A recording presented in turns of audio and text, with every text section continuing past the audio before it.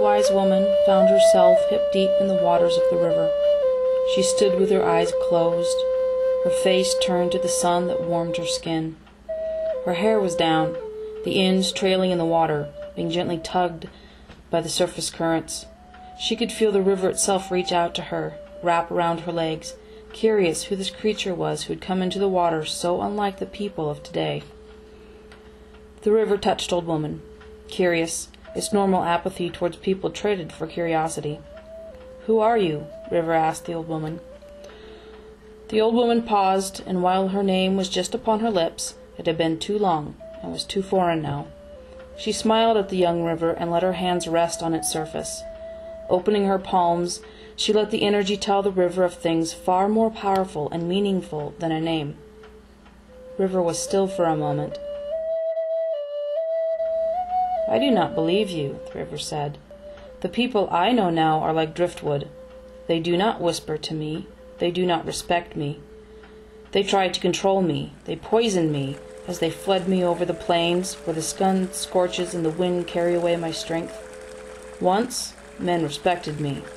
They called on me for healing and wisdom, and I gave it to the few who could hear me. But the offerings have gone.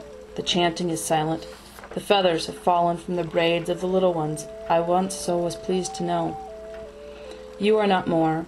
You are no different. You are just another. I should pull you under and let the world above be no more for you. I should eat you." "Be calm, young water," she told the river, and smiled at him like a grandmother to a child who is distressed. "Let not your anger and hurt or your fear erode your banks or muddy your springs. Dance with me a bit. Let me be with you. Let me offer you my love and respect." River hesitated, with the undertow about to be sent to sweep Old Woman away. River slowly grew still about the old woman. From her came love, awe, a generosity, and a power like River had never seen, had never felt. Not even the great wise ones who lived on the banks in the winters past had such presence. Old Woman could feel the energy of life in the bits of vegetation that touched against her legs, that came to entwine with her fingers, to offer life, to touch life. She could feel the play of the sun on the water surface, as well as its energies dancing with every molecule of the river itself. She reached out her energy to touch the fish that hid under the far tall bank, to calm the darting minnows in the shallows, to light upon the crawfish, tiny flickering freshwater shrimp, the darting water skippers, and every type of little creature that lived in the water. And she loved them, delighted in them, found joy in them, and for her touch they stopped in all of their actions and looked at her, fully aware of all things for one moment. Her whispers roused a deeper mind, an ancient mind. It touched upon Old Woman and gave her love, reminded her of herself even beyond what she knew at the moment. Tears of joy, of peace, escaped her closed eyes and sparkled with the energy of the sun. "Who are you?" River asked again, but this time she asked with hope and peace. "I am one who danced with rivers before, but not this one. You are very young compared to the rivers I knew when I lived.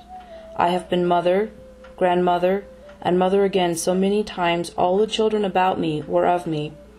I walked a world where creatures spoke to me, trees were teachers, the rivers, the old rivers, my lovers." "There is sadness when you say that. Do you long for the old rivers?" "No. The earth changes. The land shifts, meets, creates mountains and new rivers, new oceans, new life. But my moment awake here is about done, and she who I am now cannot whisper to you as I do, for this world is so full of distractions and deep energies that I doubt any of this age can. Once, not so long ago, you swept her under, you took her breath, and she had yet so much to do. She was pulled from your waters and given her life back. But when she stands on your currents, she feels only the poisons that darken your waters, the divisions of your strength, the crude farming practices, the detachment so many have from the sacredness of all rivers. It saddens her, and she stands with grief. She does not blame you or fear you as you might think, but knows your pain for that touch upon her." River was quiet. "Will she recall you?" Old Woman laughed. "How can she not?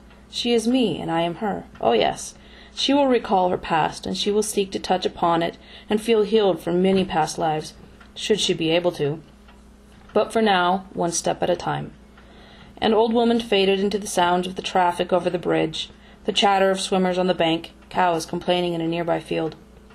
"I know who you are," River whispered to me. "Who am I?" I asked River, feeling so small and sad, so blind and weak after being aware of what it might be to be truly wise and empowered woman. "You," River said, with insight and amusement, "are old River woman." With that the river swirled, warm waters became cold.